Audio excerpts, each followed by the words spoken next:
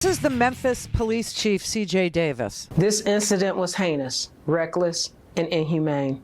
And in the vein of transparency, when the video is released in the coming days, you will see this for yourselves. I expect you to feel outrage in the disregard of basic human rights, as our police officers have taken an oath to do the opposite of what transpired on the video.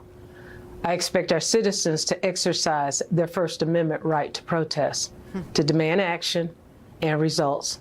But we need to ensure our community is safe in this process. I mean, that sounds like, the right response to something ugly and heinous and something that police have been getting away with for so long that they just do it over and over and over again.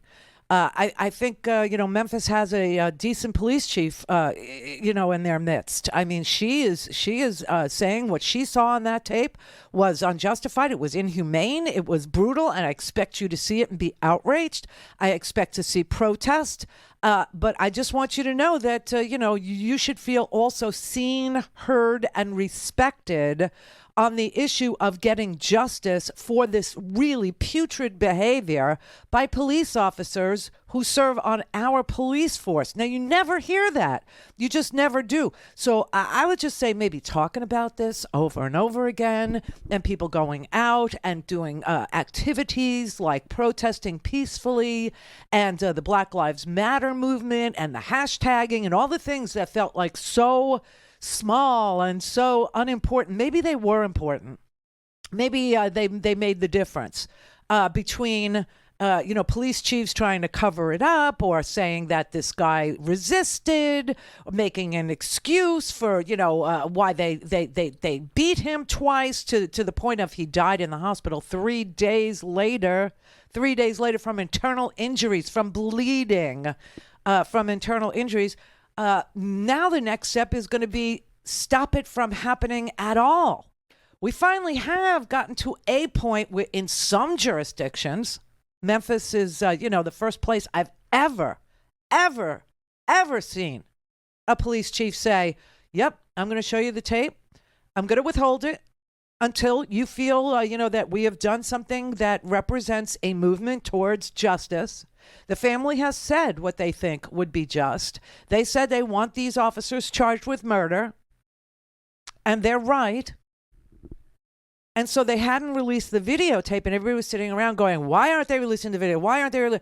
Well, apparently they wanted to wait until there were actual charges that were being brought to an actual convened grand jury to indict, to hear the evidence, and then issue an indictment or not, which they will. And then they'll release the videotape. That is improvement. It's not the whole enchilada, but it's something.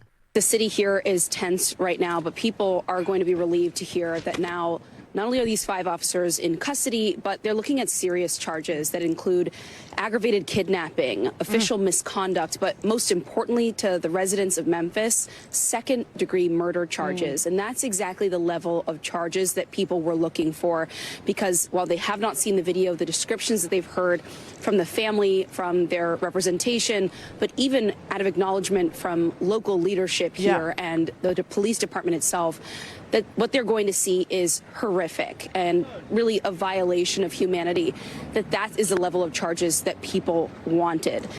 And they're going to get it. They actually have gotten it. This is Steve Mulroy, who we told you is the Shelby County District Attorney. And here he is announcing that the officers, this is just seconds ago, that the officers will be charged.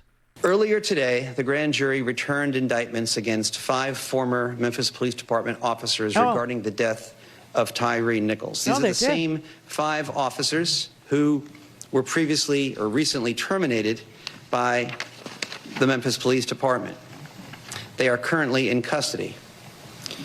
They are Tadarius Bean, Demetrius Haley, Emmett Martin III, Desmond Mills Jr., and Justin Smith. The grand jury returned indictments against all 5 with the same charges. And we had previously met with the family of Tyree Nichols to go over what these charges were going to be. and that meeting with the family, I think, went rather well. Here are the charges. Okay. Second-degree murder, aggravated assault, aggravated kidnapping resulting in bodily injury, aggravated kidnapping involving the possession of a weapon, official misconduct through unauthorized exercise of power, official misconduct through failure to act when there is a duty imposed by law, and official oppression. Oh, wow. While each of the 5 individuals played a different role in the incident in question, the actions of all of them resulted in the death of Tyre Nichols, and they are all responsible. Wow, that's really fast. That was really fast. I had no idea that was actually the findings, the indictment that was issued by the grand jury. That happened in a week, in 1 week. So that's kind of why, just so you know, they didn't release the body cam footage. They were expecting a result from a grand jury. They had presented a grand jury with these charges. Kidnapping with a weapon against a police officer. That is progress in this here country. Now the idea is to never, ever, ever see it again. But this is the first time I've ever seen a community respected, where charges predate the release of a horrific body cam video, which I believe they'll release tomorrow, sometime tomorrow. I don't know why they're waiting for the weekend. That's not really a good idea, but they're waiting for, tomorrow, and they will release this body cam footage that will clearly show why 5 police officers were charged with second-degree murder, assault, and kidnapping with a deadly weapon, abuse of their office, and official oppression. Wow. So next time somebody tells you, oh, protesting doesn't do any good, or next time somebody tells you speaking up or speaking out or you're preaching to the choir or whatever they're going to say to try and tamp down your enthusiasm for justice, tamp down your desire to see something just happen to people who do unjust things, people who brutalize other people because they can, because they're armed and you're not, or because they wear blue and you're wearing green. Tell them to sit down and watch the difference that you can make.